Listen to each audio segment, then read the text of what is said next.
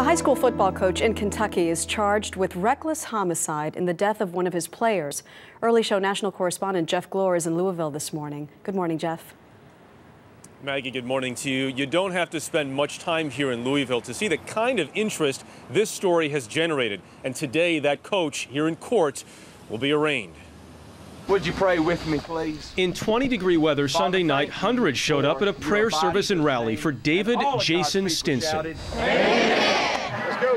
The coach indicted last week on a reckless homicide charge, 5 months after one of his players, 15-year-old Max Gilpin, collapsed during practice and died 3 days later. My heart's broken.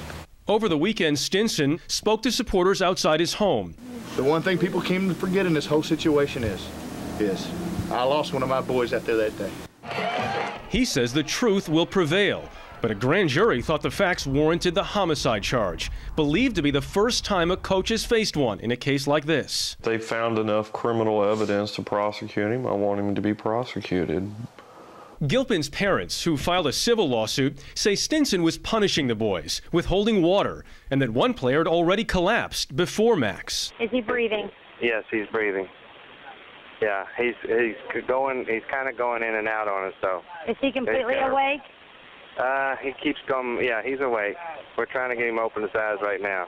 He didn't mean to hurt anybody. It's a story that has provoked deep emotion on both sides, not just here, but across the country. Anger and sadness. I have to stop being a dad, but I'm still, a dad. Jason Stinson has been reassigned inside the school system while this case is pending. He's expected to be released on his own recognizance today after this arraignment. Maggie? CBS's Jeff Glor. Thank you, Jeff. Joining us now also from Louisville, Brian Butler, Coach Stinson's lawyer, and Josh Healy, one of Max Gilpin's teammates. Good morning to you both. Good morning. How are you doing, Maggie? Good, thank you. Brian, I want to ask you how Coach Stinson will plead today at his arraignment. He'll enter a plea of not guilty this morning. Does that mean he believes he is not liable for anything here?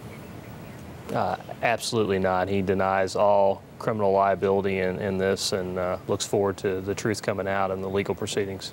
You know, as a parent, if my child was forced to practice in sweltering heat, I would want someone held responsible. Well, there's no question that this is an absolute tragedy. It's every parent's worst nightmare. But tragedies happen, and someone's not always at fault for a tragedy, and Jason Stinson is not at fault for this tragedy. Let me talk to Josh, because I know you were there that day at practice, Josh. Is it true that Coach Stinson was withholding water even after another player had collapsed? No, ma'am, it's not.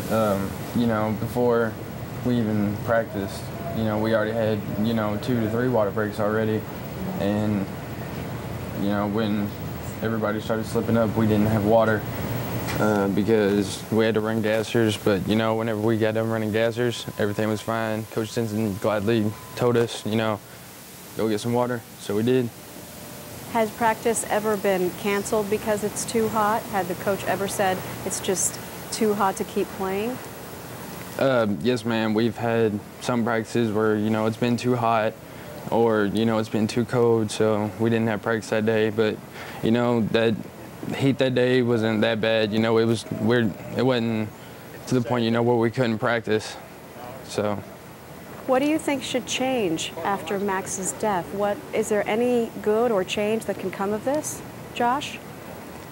Good thing about this is there's nothing good that could ever come of this. I've done lost Max. I mean, I'm really not willing to lose, my coach.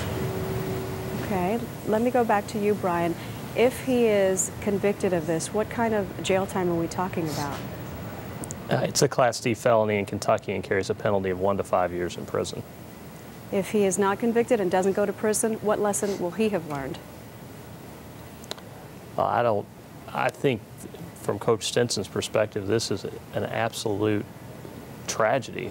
He's lost a player. He's lost someone that he cared about.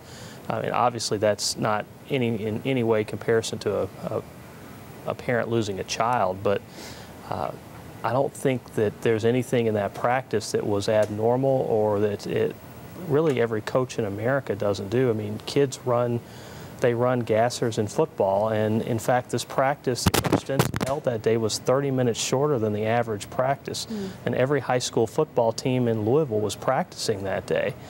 So there was nothing unusual about this practice. This coach did not deny his players water, and he certainly didn't want something bad to happen to one of his players. Okay, Brian Butler and Josh Healy, I thank you for your time this morning. Thank you. Maggie.